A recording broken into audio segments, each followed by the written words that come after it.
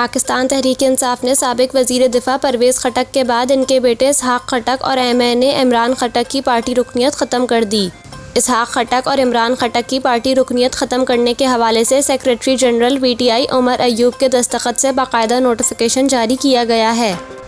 जारी नोटिफिकेशन में कहा गया है कि पीटीआई ने दोनों रहनुमाओं के पार्टी मेंबरान को पार्टी छोड़ने और उकसाने पर रुकनियत ख़त्म की।